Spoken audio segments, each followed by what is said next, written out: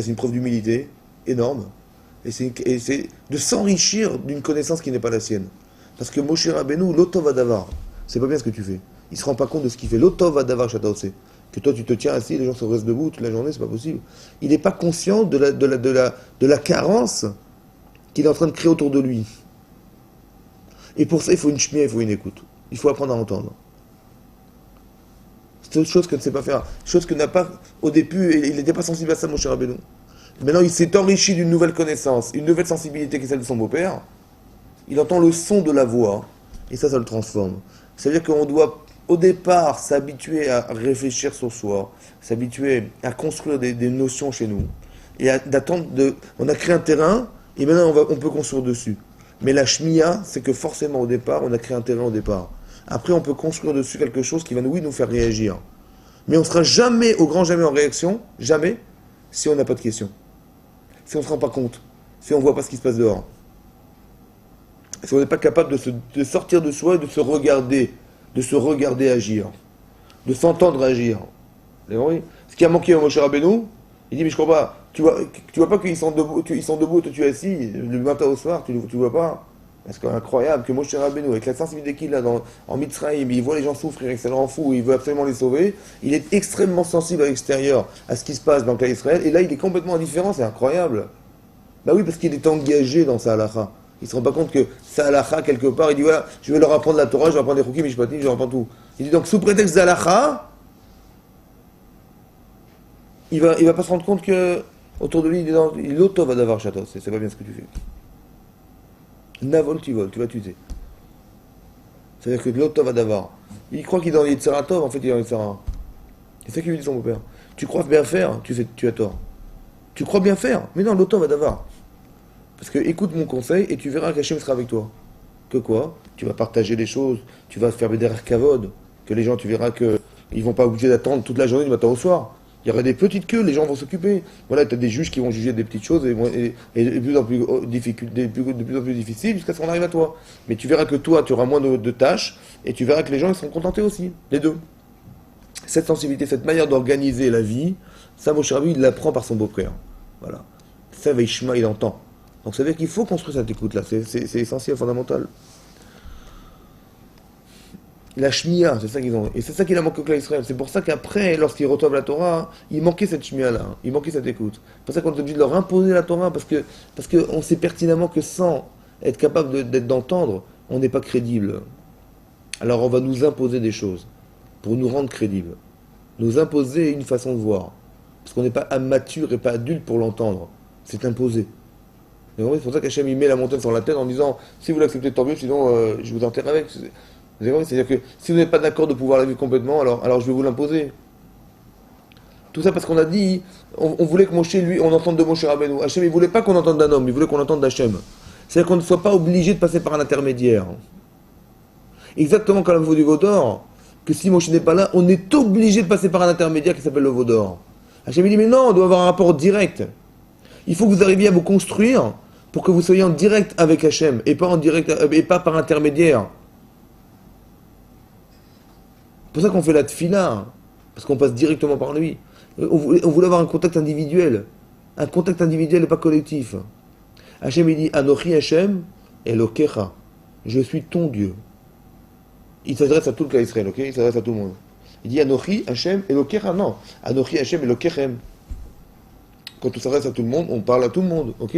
Donc Hachem il a dû dire je suis votre Dieu. Pourquoi il a dit je suis ton Dieu ? Parce qu'Hachem il voulait créer une proximité individuelle. Il voulait je suis ton Dieu. Il vient taper à ma porte, il dit je suis ton Dieu. C'est-à-dire qu'on veut avoir un rapport personnel. Parce que quand on s'adresse collectivement aux gens, on n'a pas l'impression d'être concerné par ce qui se passe. Hachem, il veut nous rendre, il veut créer un contact individuel. Anochi Hachem Elokecha asher hotzetira me'eretz Mitzrayim. Je t'ai sorti d'Égypte à toi. Voilà. Je veux avoir un rapport individuel avec toi. Donc je veux avoir une écoute personnelle avec toi. Et les Israël ont dit non. Ils ont dit on va écouter de nous de Moshe Rabbeinu, c'est plus simple que d'écouter de toi directement, peine d'amour, de peur qu'on meure. Ça veut dire que de peur qu'on ne soit pas adapté à son discours. C'est de peur qu'on ne soit pas adapté au col. Voilà. Le son de la voix. Trop compliqué. Que d'un côté, c'est impressionnant, parce qu'il est capable de tout dire en une seconde, Mais pourquoi quelqu'un qui est capable de tout dire en dessous, ça fait peur aux gens? Alors tu dis, mais j'ai affaire à un phénomène extraordinaire, je vais me rapprocher de lui. Non, l'incompréhension amène à la peur. Et la peur éloigne. Alors que l'incompréhension, de voir qu'on est incapable de pouvoir mesurer combien il est énorme, parce qu'il va dire 10 paroles en une parole, ce qu'un homme n'est incapable de faire, mais c'est un phénomène. Je dis, mais je vais me rapprocher de lui, parce qu'il est tellement extraordinaire, je vais me rapprocher de lui. Non, j'ai peur de lui, parce qu'il est trop loin de moi. On n'est pas capable de mesurer combien on est proche de lui. Donc il a manqué quelque part de la Emouna, il a manqué...